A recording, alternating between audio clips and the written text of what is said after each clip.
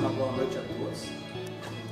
Uma alegria, uma satisfação mesmo, após um afastamento aí, forçado por motivos pessoais, das palestras da casa, das atividades aqui de Bezerra, esse primeiro semestre do ano, a gente retornar aqui em mais uma sexta-feira para uma exposição doutrinária, para nós trocarmos algumas informações, alguns conhecimentos a respeito da doutrina espírita.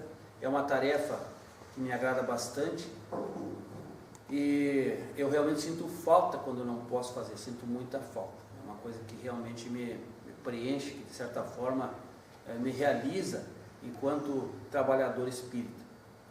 E hoje nós trouxemos esse assunto aqui, que era para ter sido abordado na semana passada, até por uma questão até de cronologia. Mas a Luciane surgiu para ela um compromisso na data de hoje, então nós tivemos que trocar a data das palestras.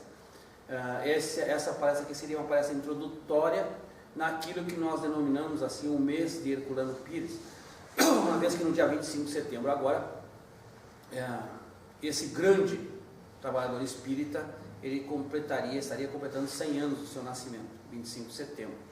Então, em consequência, essa seria a ordem cronológica, mas nada que altere a essência, né, para que nós possamos entender o que nós estamos tratando aqui, o assunto principal.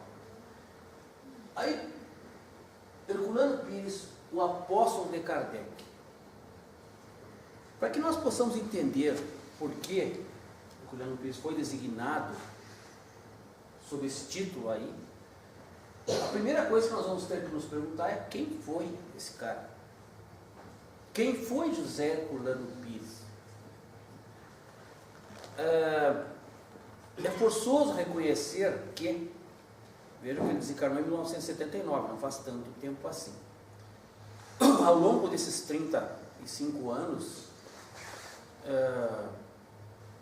o trabalho de Herculano Pires, ele foi sendo deixado um pouco de lado dentro do movimento espírita, ao ponto de que hoje muitos trabalhadores, muitos estudantes, a gente fala Herculano Pires, cara, quem é esse? Ah, já ouvi falar, mas não tem a ideia do que ele representou, do que representa para o movimento espírita, principalmente para o movimento espírita brasileiro. Então, a primeira questão que nós temos que responder é explicar, afinal, quem é José Herculano Pires, ou quem foi José Herculano Pires? Herculano Pires foi um escritor, um jornalista, filósofo, educador. Escritor desde tenra idade. Ele escreveu seu primeiro soneto aos 9 anos de idade. Um soneto lá onde ele tratava de um largo, largo de São João, que era uma região lá da cidade de Avaré, interior de São Paulo, onde ele nasceu. Jornalista, trabalhou em grandes jornais da cidade de São Paulo, ali pelos anos 50, até a metade dos anos 60 do século passado, evidentemente. Filósofo, formado em filosofia, com mestrado, professor de filosofia na Universidade de São Paulo. E, em consequência, já estou dizendo que ele era também um educador. Então foi um nome bastante influente, bastante conhecido, não só no movimento espírita, mas como entre os intelectuais brasileiros, ali pelos anos de 1950, 1960.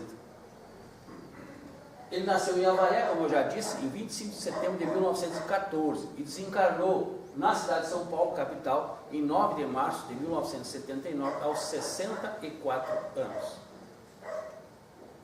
Alguns livros, dos 84 livros que ele publicou, eu separei alguns, nem todos são espíritas, a maioria é de livros não espíritas, mas ele publicou 84 obras durante a sua vida, e algumas tratavam das atividades que ele desempenhava fora do movimento espírita: introdução à psicologia, psicologia do desenvolvimento cultural, Rousseau e a educação. Eu separei apenas 3 aqui para que nós possamos ter uma ideia. E alguns dos principais livros relacionados ao espiritismo que ele publicou. Eu diria que esses aqui são talvez os clássicos de Herculano Pires: Agonia das Religiões, revisão do cristianismo, ciência espírita e pedagogia espírita. O mistério do ser ante a dor e a morte e aquele que é considerado a sua obra-prima, o Espírito Eu-Tempo. Esses são apenas alguns dos livros relacionados à doutrina espírita que Herculano publicou. Aos 22 anos, ele era de família católica. Né? E aos poucos, ali pelos seus 15 anos mais ou menos, ele se dedicou no catolicismo, começou a se questionar sobre muitas coisas e estava caminhando para o materialismo. Aí em 1936, aos 22 anos, um amigo dele o desafiou, essa é a expressão que é usada numa biografia que eu encontrei, a ler o Livro dos Espíritos. Ele estava quase se tornando um ateu, né? Quase namorando com as ideias materialistas. E ele aceitou o desafio, foi e leu o Livro dos Espíritos. E a partir desse momento em que ele leu e ficou assim impressionadíssimo com o conteúdo daquela obra, foi que começou a nascer o Herculano Espírita. Em 1936, aos 22 anos de idade. Foi, digamos assim, a centelha, a hora que acendeu-lhe a chama do Espiritismo na mente dele. Porém, isso estamos falando desta encarnação. Mas, evidentemente, até pelo que se soube depois, Herculano Pires já vinha de existências anteriores com esse entendimento em relação à vida após a morte, à reencarnação e etc. Soube-se depois que ele era a reencarnação, que a sua última encarnação, anterior, era do poeta e escritor português Alexandre Herculano, que viveu no século XIX e foi contemporâneo de Allan Kardec. E aí, eu selecionei uma pequena obra, um pequeno poema de Alexandre Herculano, que vocês vão me perdoar, porque eu vou ter que declamar, mas não é nada demais, não. Onde tem alguns conceitos muito importantes, embora a linguagem rebuscada do século XIX, da escola do romantismo, que tem muito a ver com o Espiritismo, e tem muito a ver com o que seria Herculano Pires na sua reencarnação posterior, agora no século XX. Então diz assim, chama-se o Anjo da Guarda, é de Alexandre Herculano, e ele pergunta, por que morres? Pergunta a providência, por que te fez nascer? Qual era o direito teu a ver no mundo? Teu jus é a existência? Olha no outono o lumeiro que o vendaval agita, e cujas tênues folhas aos centros precipita. Temos que ver, o dicionário ajuda, né? Mas é a linguagem da época. Qual é a glória da terra? Um eco frouxo, que some em mil ruídos? E a voz da terra o que é na voz imensa? E a voz da terra o que é na voz imensa dos orbes reunidos, dos mundos reunidos, do universo. Alma triste que mesquinha te debruça sobre o inferno, ouve o anjo, pobrezinha, vem ao gozo sempre eterno, resigna-te e espera, e os dias de prova serão para o crente quais breves instantes. Tento tomar-te nos braços, no trance da morte, fendendo o infinito com as asas radiantes. Depois, das alturas, teu terra investido, sorrindo veremos na terra guardada. E ao hino de Hosana, dos coros celestes, a voz de um remido, iremos juntar. Nós vamos voltar a esse texto aqui, mais lá para o final.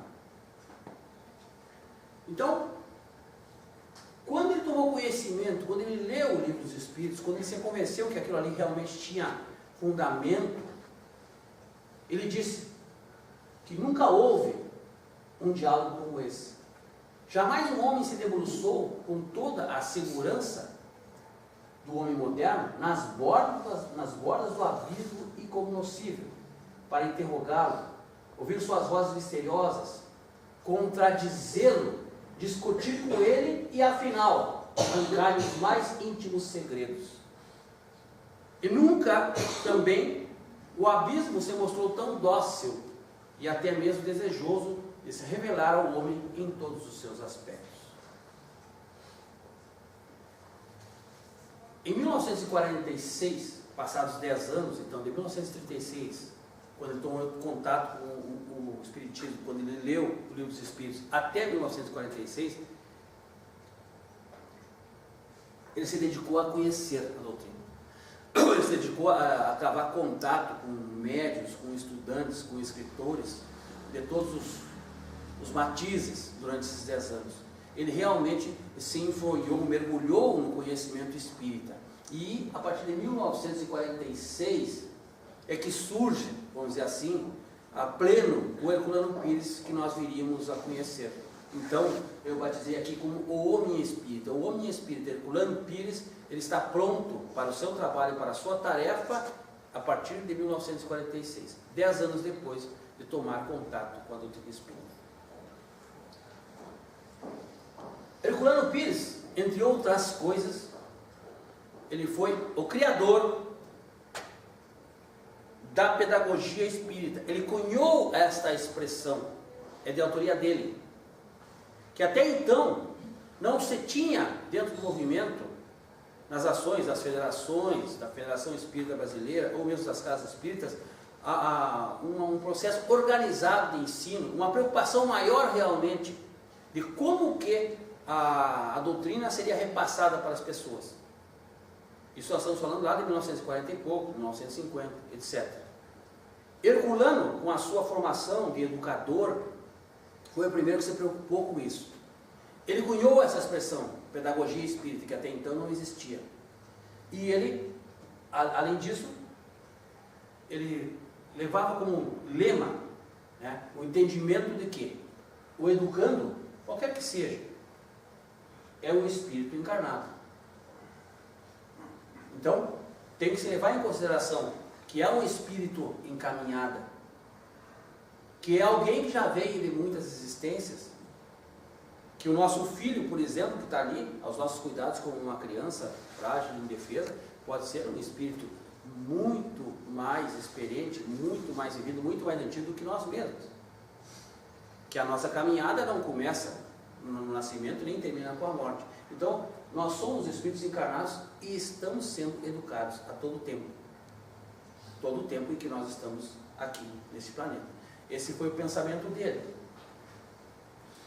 Essa pedagogia espírita que ele elaborou e passou a praticar, passou a difundir, se baseava nisso, nos princípios da imortalidade e da evolução do espírito, mais ou menos aquilo que eu acabei de dizer. Então, a partir disso, Herculano começou a difundir as suas ideias. Ele começou a defender essa ideia da pedagogia, de ensinar, de formar as pessoas, de informar com método, e não simplesmente pegar um livro ao acaso, ou sei lá o que for, não, hoje vamos usar esse assunto aqui, ou vamos conversar sobre isso, não existia nada. Ele criou. A partir dessas ideias de Herculano Pires é que existe hoje, né, a Associação Brasileira de Pedagogia Espírita, cuja presidente fundadora é Dora Encontre, que é uma pedagoga, doutora, professora da USP São Paulo, e que foi, ainda muito jovem, uma discípula de Herculano Pires. E ela é hoje presidente dessa Associação Brasileira de Pedagogia Espírita. É um nome muito respeitado dentro do espiritismo, dentro do movimento espírita. Ele publicou essa revista aqui por muito tempo, a revista Educação Espírita, onde ele defendia os seus preceitos a respeito da pedagogia espírita. Só em 1979, então vejam bem depois, já no ano que ele desencarnou, é que a FEB, a Federação Espírita Brasileira, resolveu lançar a campanha permanente de evangelização espírita infanto-juvenil, o que nós conhecemos hoje popularmente como evangelização. Quer dizer, isso lá nos anos 60, Herculano já preconizava. A Federação Espírita Brasileira só foi se dar conta da importância disso quase 20 anos depois. Para vocês verem, terem a ideia, a noção de quão, digamos assim, avançado era o pensamento de Herculano em relação à divulgação da doutrina. Então hoje nós temos estudo sistematizado em todas as casas espíritas, né? Nós temos a evangelização infanto-juvenil, quer dizer, é algo que é tido como, é a menina nos olhos de uma casa espírita, tem que ser, né? Porque a formação do espírita por excelência, onde se dá a informação, onde se busca fornecer a moralidade também, onde nós formamos o cidadão, baseado nos postulados do Espiritismo. Isso antes não existia. As pessoas iam adquirindo conhecimento, cada uma por sua conta, e dependendo de um erro de interpretação que você fizesse em determinado momento, podia sair do caminho e de repente estar defendendo ideias que não eram condizentes com os princípios de Kardec. Então, faltava às vezes para as pessoas o quê? A base doutrinária. O que pretende o estudo? O que pretende também a evangelização, de certo modo? Dar às pessoas a base doutrinária e a base moral para que elas possam prosseguir com segurança no estudo, no aprofundamento, no aprendizado. E isso o mestre Herculano Pires, já lá nos anos 1960, já rotulava como fundamental. O movimento espírita demorou um pouco para reconhecer isso, mas hoje em dia é um tema pacificado. Ainda bem, né? Ainda bem. A obra-prima considerada de Herculano Pires, eu separei para falar aqui, teríamos muitos outros livros. A Luciane já abordou um assunto semana passada, o Sandro, né? Tu que vai fazer, Sandro? O Sandro vai abordar um outro semana que vem. Mas eu peguei aqui apenas algumas coisas principais desta obra. O Espírito e o Tempo. Essa obra de Herculano Pires, juntamente com o livro de Leon Denis, O Problema do Ser, do Espírito e da Dor, é isso? Me falta sempre juntamente com essa obra de Leon Denis, que é um clássico francês contemporâneo de Kardec, elas foram consideradas as duas melhores obras não mediúnicas do século XX. Eu me atreveria a dizer que até esse momento do século XXI também. Ela é uma obra muito interessante, disponível na internet, em PDF, para baixar gratuitamente, quem quiser, é free, não tem problema, é só botar lá, O Espírito e o Tempo, PDF, aparece lá, dezenas de links para baixar. Uma obra não é muito grande, são 173 páginas, e ela é muito interessante porque ela aborda a questão da mediunidade através da história. Uma visão antropológica mesmo, fundada na história da humanidade. E aí ele vai colocando um olhar científico sobre os acontecimentos que envolviam a mediunidade desde o início da nossa jornada na Terra. Nossa, que eu quero dizer, a humanidade. Então, ele fala, ele divide, digamos, o livro em fatos espíritas e doutrina espírita. Ele aborda, na primeira parte, a fase pré-histórica. Ele usa essa expressão aqui, ó, mediunismo, para diferenciar de mediunidade. Essa expressão, mediunismo, ela foi cunhada por Emmanuel, espírito mentor de Chico Xavier. Para quê? Para diferenciar as manifestações que acontecem independentemente do espiritismo, que sempre aconteceram, né? Das manifestações mediúnicas, que são aquelas que ele classifica como as que passaram a ser estudadas após o advento da doutrina espírita. Então usa mediunismo para diferenciar de mediúnico. E na fase pré-histórica, ele trata do mediunismo primitivo. Por quê, gente? Porque os fenômenos mediúnicos, eles sempre existiram. Eles não são apanágio, privilégio, propriedade da doutrina espírita. Eles existiram e existem por toda parte. Se vocês gastarem um pouco de tempo para assistir essas sessões aí dessas igrejas pentecostais nas madrugadas, claro que a gente sabe que tem muita coisa ali que é charlatanismo, nós sabemos disso. Mas tem muitas outras que são manifestações mediúnicas. São manifestações. E isso sempre ocorreu. Desde que o mundo é mundo, desde que o homem é um homem. Porque faz parte da lei divina ou natural. Essa ligação nossa, plano físico com o plano espiritual. Então, na fase pré-histórica, ele aborda o mediunismo primitivo. Então, lá, no tempo das cavernas, né, no tempo das tribos, ele aborda aquelas coisas que aqueles seres ainda muito primários vinham como algo extraordinário, maravilhoso, incompreensível mesmo, algo que fugia à sua compreensão, e eles também não tinham uma capacidade intelectiva para poder elaborar na sua mente do que se tratava aquilo. Mas as manifestações existiam. Aí nós tínhamos lá os pajés, os xamãs, né, naquelas tribos antigas. Ainda temos em tribos primitivas, tribos isoladas, temos ainda esse tipo de mediunismo primitivo aqui. Aí ele passa para a segunda parte, que é a fase histórica. Ele sai da fase pré-histórica e passa para a fase histórica, ainda dentro dos fatos espíritas. Então o espiritismo, a doutrina espírita ainda não entrou na história, porque isso é muito lá atrás ainda. O mediunismo oracular, ele chama. O que é isso?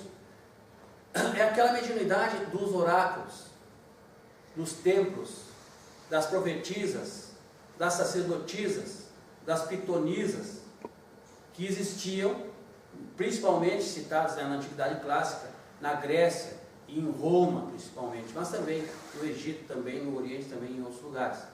Aí ele aborda e analisa isso. Ele chama de mediunismo oracular, ou seja, dos oráculos. Depois ele passa, ainda dentro da fase histórica, para o mediunismo bíblico. Esse já é mais próximo do nosso conhecimento, porque a Bíblia, o Velho e principalmente o Novo Testamento, são estudados dentro da doutrina espírita, né? E nós sabemos que dentro da Torá, ou o Velho Testamento, principalmente, mas também no Novo Testamento, eles estão registrados lá vários fenômenos mediúnicos, né? Vários mesmo, as dezenas, podemos dizer. E o principal deles, o mais famoso, o mais conhecido lá no Velho Testamento, é o advento, né, das tábuas da lei, dos 10 mandamentos que Moisés recebeu por inspiração mediúnica. Depois, aí sim, ele entra na parte da doutrina espírita, e a terceira parte trata da mediunidade positiva, que é essa mediunidade educada, responsável, estudada, racionalizada, que a doutrina espírita pratica. Então, é a interpretação racional das manifestações mediúnicas, a educação mediúnica, a visão que Kardec, então, aí sim, implantou sobre aqueles fenômenos que aconteciam lá na metade do século XIX, das mesas girantes e aquelas coisas todas. Foi a partir dali que ele começou a observar, começou a ver que aquelas mesas, afinal, de alguma forma, se comunicavam, e evidentemente que as mesas eram inertes, as mesas eram materiais, então não podiam expressar vontade, não podiam expressar pensamento. Mas se um pensamento, uma vontade se expressava através daquelas mesas girantes ali, então teria que haver uma outra vontade, algo além daquela mesa que girava, pulava e batia. Isso eram os espíritos, o que ele viria a descobrir depois. Então aí, essa é a interpretação racional. Essa questão da mediunidade positiva, ela está fundamentada dentro do nosso arcabouço doutrinário, no livro dos médiuns. Embora exista, evidentemente, várias abordagens em outras obras espíritas e outras obras da codificação. Mas o foco, digamos assim, entre aspas, a Bíblia da mediunidade no movimento espírita é o livro dos médiuns. Então, esse livro trata disso. É um livro muito interessante, como eu disse, não muito extenso, vale a pena ler, porque ali a gente vê a erudição, o conhecimento, né? Como ele se aprofunda nessas questões, como ele vai a fundo, como ele realmente pensa sobre isso, e como ele coloca esse pensamento de uma maneira realmente muito lógica, coerente, uma análise profunda, muito válida. Aí, uma abordagem sobre o que ele fala sobre o conflito eterno entre razão e fé. Né? Nós sabemos que no século XVIII, final do século XVIII, início do século XIX, terminado do século XIX, até que surgisse o movimento espírita, a doutrina espírita, a ciência, à medida que pôde se assenhorar do conhecimento, pôde se manifestar livremente os pensadores, ali no iluminismo, século XVIII, ela rapidamente, já não tinha mais o perigo da fogueira, né? Já não tinha mais a Inquisição para botar ninguém na fogueira, então ela rapidamente se afastou da religião. Esses dois pensamentos, razão e fé, se tornaram incompatíveis pela visão científica. E nem a própria religião se preocupou em fazer essa aproximação. Então abriu-se um hiato, abriu-se um abismo. O Espiritismo, Kardec tratou de juntar essas duas coisas. Então, quando acentuamos, isso é a interpretação de Herculano, a natureza racional do Espiritismo, não negamos o valor do sentimento. O Espiritismo se apoia num tripé, né? Ciência, moral e filosofia. O velho debate filosófico entre razão e sentimento, traduzido no plano religioso pelo dualismo de razão e fé, encontra no Espiritismo a sua solução natural, pelo equilíbrio de ambos, na fórmula clássica de Kardec. Vocês já ouviram muito falar aqui, a fé raciocinada. Então a fé, a crença em Deus, sim, mas por que Deus existe? Porque está escrito aqui ou ali? Não, Deus existe porque a minha razão me leva a crer que Ele existe. Eu creio em Deus pela racionalidade. Então a minha fé se fundamenta na razão. E não porque chegou aqui o Ricardo Monteiro e disse que Deus existe, então Deus existe. Não. Né? Porque o Papa disse, ou porque está escrito na Bíblia, ou porque está escrito no Alcorão. Não, eu creio em Deus porque a minha razão assim o diz. Então é a junção, né, entre fé e razão que fala Herculano e que é, digamos assim, a grande obra, talvez, de Kardec para nos fazer entender essa questão. O bem, o mal e o nada. Ele faz aqui uma colocação que eu considero bastante profunda. Eu até não sei em que livro está isso aqui. Eu realmente, na questão da bibliografia, eu esqueci de colocar. Mas, enfim, ele diz o seguinte, que Kardec mudou o sentido dos conceitos. Os conceitos fundamentais do bem e do mal. Mostrando, através das suas pesquisas, que mal e bem são conceitos relativos ligados ao processo universal da evolução. O que hoje é bem, o que hoje é mal, na nossa concepção, na nossa visão de encarnados, hoje, século XXI, ano 2014, não é a mesma coisa do que era 100 anos atrás. Porque nós evoluímos, nós mudamos. Eu gosto de citar um exemplo assim, que há 100 e poucos anos atrás, 130, 140 anos atrás, por aí, 150, programa de domingo, ó, vai ter um enforcamento, vamos lá assistir. E era. As pessoas se reuniam para assistir algo assim. E aquilo não afrontava a moralidade deles. Não era algo chocante. Não era algo que causasse uma repulsa maior, porque estava dentro de uma aceitação. É chocante, mas é verdade. Lembrando que, muito provavelmente, alguns de nós, né, estaríamos lá entre aqueles, naquela época. Porque, quando eu falo eles, na verdade, somos nós mesmos. Na verdade, somos nós mesmos, reencarnados. É bom não esquecer isso, porque senão parece que nós estamos falando de outros, né? Apontando o dedo para outros, aquele pessoal bárbaro lá detrás. Quem era aquele pessoal bárbaro lá, que degolava, que fazia barbaridades? Quem era? Né? Não eram outros, senão nós mesmos, gente. Sinto dizer isso, mas é verdade. Que bom que a gente melhorou, né? Que bom que a gente melhorou. Mas éramos nós mesmos. Estávamos ali, reunidos naquele quadro lá do século XIX, século XVIII, não eram os outros. Aí quando a gente começa a trabalhar na mesa mediúnica, de vez em quando, vem algumas revelações assim, bastante chocantes, né? E aí eu digo sempre, bendito esquecimento do passado. Bendito esquecimento do passado.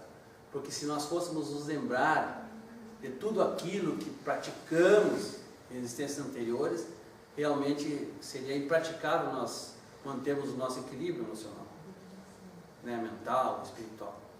Porque se nós hoje somos, aqui estou fazendo um pequeno parênteses, somos pessoas imperfeitas, relativamente boas, mas de vez em quando temos aqueles impulsos, aqueles fantasminhas nos dizendo, né, faz isso, faz aquilo, mas a gente controla porque a gente sabe que é errado. Isso é hoje. Mas há uma encarnação ou duas atrás, certamente nós não controlaremos nada e nós iremos praticar aquilo que hoje nós conseguimos controlar. Então, nós somos melhores do que antes, vamos ser melhores do que hoje, mas ainda temos uma longa estrada para nos livrarmos desses cascões morais que nós deixamos para trás. Vamos prosseguir. O mal, que é o mal? É a estagnação, o atraso, a ignorância. A pessoa ficar parada no tempo, envolta, né, em algum círculo vicioso, algum círculo mental, algum círculo de ódio, de sentimentos negativos. E aquilo às vezes dura muito tempo. Às vezes dura encarnações, dura séculos. A pessoa fica ali. A pessoa não consegue se libertar, ela não consegue andar. Fica se corroendo. Diz Shakespeare que o ódio, né, é um veneno que a gente toma todos os dias, esperando que o nosso inimigo morra. E o cara às vezes não está nem aí, nem sabe desse sentimento. Mas a gente fica ali se envenenando. O bem é o progresso, o fluxo das coisas e dos seres, a transcendência, a vontade de evoluir, de fazer o bem, de fazer o que é correto, que é o que nos leva para frente, que é o que nos estimula, que é o que realmente nos faz avançar. E é para isso que nós estamos aqui, para evoluir, para avançar, para sermos melhores. Morrer é um mal, morrer fisicamente, né? Pois a morte corta o fluxo vital do homem e que se imobiliza no cadáver. Isso numa visão simplista, num primeiro momento, mas da própria morte resulta o bem da ressurreição, aí entenda-se reencarnação, tá? Em que a essência do homem, que é o espírito, entra no fluxo superior da vida espiritual, ou seja, num outro patamar, no momento em que nós deixamos o nosso corpo físico, nos desprendemos dele, e o nosso espírito imortal emerge, um outro plano de consciência, e quiçá, com a tarefa cumprida naquela encarnação, a gente está liberto para evoluir, para crescer. A morte como é nadificação do homem, esse termo aqui é um neologismo, né? É tornar o homem nada. Então o homem não é nada depois de morrer. É a visão de alguns filósofos do século XIX. É um contrassenso filosófico e científico, pois o nada não existe. É um conceito vazio. Na plenitude do universo, hoje comprovada pelas pesquisas astronáuticas, não há lugar para o nada. Esta abstração sem sentido. A ciência nos prova hoje o que Kardec já dizia lá na metade do século XIX. O nada, nem fisicamente, ele não existe. Não existe o vácuo, não existe o vazio. O que existe, o universo afora, são diferentes densidades de matéria. Mas o vácuo, o vazio, o nada absoluto não existe. Muito menos um ser como nós, criado por Deus, vai se transformar em nada quando morrer. Isso é algo que contraria a lógica. É algo que contraria, inclusive, a própria ciência. Para encerrar, foi rápido. O Herculano Pires disse isso. Ó. Eu acho que serve como ensinamento, como referencial para todos nós. E principalmente para nós que somos estudantes, que somos trabalhadores, que estamos batalhando no movimento espírita. Ele disse que ele não se envergonha. Eu não me envergonho de corrigir os meus erros e mudar as minhas opiniões, porque não me envergonho de raciocinar e aprender. Então, nós não podemos nos agarrar naquela ideia de que o que nós pensamos é que é o certo. que não há nada que possa ocorrer que vai mudar a nossa maneira de pensar. Isso serve para a vida. Nós temos que ter essa abertura. Lógico que não é uma coisa muito simples e muito fácil para a maioria das pessoas, inclusive para mim. Mas nós temos que ter essa visão de que, se o novo vem e o novo é positivo, nós devemos abrir a nossa mente, o nosso coração para essa novidade, para essa coisa boa que vem. Nós não podemos ficar agarrados, amarrados àqueles conceitos que nós formulamos lá atrás e que podem, e que devem até, por conta da lei do progresso, ser ultrapassados em um determinado momento. Então, o que é bom hoje, o que é efetivo hoje, pode não ser amanhã. Assim como o que nos servia lá no passado, há 20, 30 anos atrás, hoje já não serve. Os nossos conceitos mudam. O mundo muda. E não nos cabe ficarmos marcando passo, agarrados a ideias antigas, a ideias que estão sendo ultrapassadas, porque aí nós estamos abrindo mão o quê? Da nossa chance de evoluir, da nossa chance de crescimento. Mas ainda nós, como estudantes, como trabalhadores do movimento espírita, que buscamos o conhecimento para termos uma base doutrinária suficiente para chegarmos aqui, por exemplo, e darmos um recado responsável, nós não podemos cristalizar ideias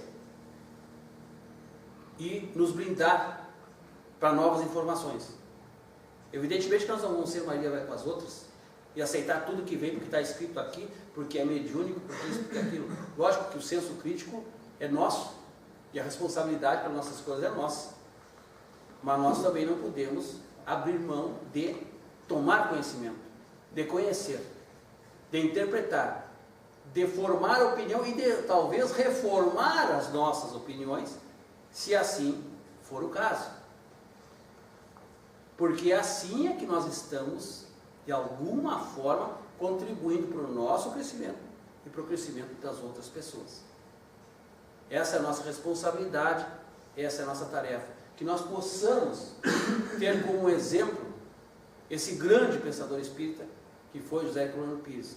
Que possamos nos voltar um pouco mais para a questão do conhecimento, para a questão do estudo, para a questão do entender realmente o que é, afinal, essa doutrina espírita e o que ela espera de nós, o que ela espera que nós nos transformemos a partir dela. Então, possamos pensar, refletir sobre isso. Muito obrigado e uma boa noite a todos.